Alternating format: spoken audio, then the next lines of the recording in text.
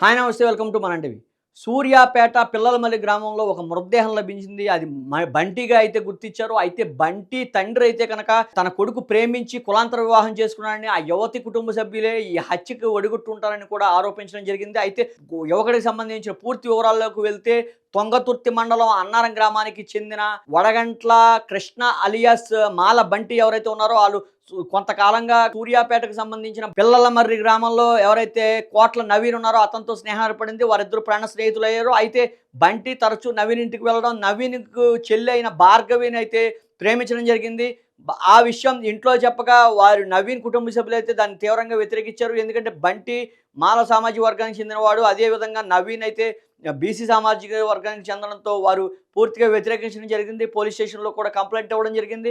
అయితే భార్గవికి పోలీసులు కౌన్సెలింగ్ ఇచ్చినా సరే భార్గవి వారి మాటలైతే పెడచెవిన పెట్టడం జరిగింది. 6 నెలల తర్వాత ఎవరైతే మాల బంటి ఉన్నారో అతను భార్గవి ఇద్దరు కూడా వివాహం చేసుకుని సూర్యాపేటకు గ్రామానికి చెందిన మామిళ్ళగడ్డలో అయితే వారు నివాసం ఉంటున్నారు. మామిళ్ళగడ్డలో నివాసం ఉన్న క్రమంలో నవీన్ అయితే బంటిపై అయితే పూర్తిగా నవీన్ కుటుంబ సభ్యులైతే పూర్తిగా కక్ష అయితే పెట్టుకోవడం జరిగిందంటూ కూడా సమాచారం అందుతోంది. ఈ క్రమంలోనే ఎవరైతే నవీన్‌కి అతి సమీప బంధువైన సూర్యాపేటకు చెందిన మహేష్ అనే యువకుడితో అయితే ఫోన్ చేయించడం జరిగింది. ఎవరైతే బంటికి ఫోన్ చేయించారో బంటికి పార్టీ ఉందంటూ తనను రావాలంటూ కూడా పిలవడం జరిగింది.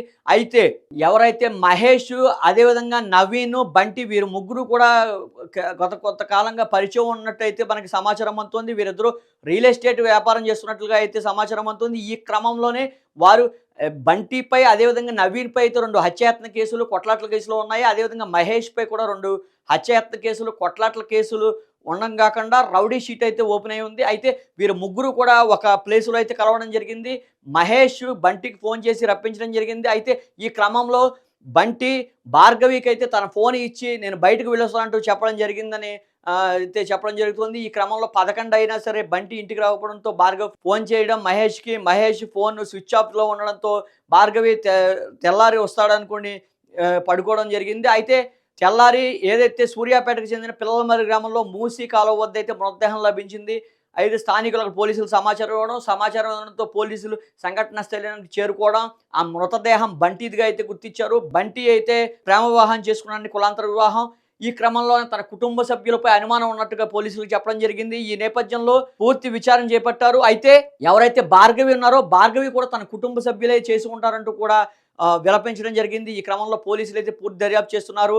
అయితే నవీన్ అదేవిధంగా మహేష్ కూడా ఊరు వదిలి పారిపోయినట్టుగా పరారీలో ఉన్నట్టుగా అయితే పోలీసులు చెప్తున్న పరిస్థితి అయితే ఉంది. ఈ క్రమంలో డీఎస్పీ రవి అయితే ఈ కేసును బృందాలుగా విడిపోయి అయితే వారిద్దరిని గాలింపు చర్యలు చేపట్టినట్టయితే తెలిపారు. ఈ క్రమంలో వారిద్దరూ కూడా పాత ముద్దాయిలని వారు ముగ్గురు కూడా వారిపై పలు కేసులు ఉన్నట్లుగా కూడా డీఎస్పీ రవి అయితే తెలపడం జరిగింది.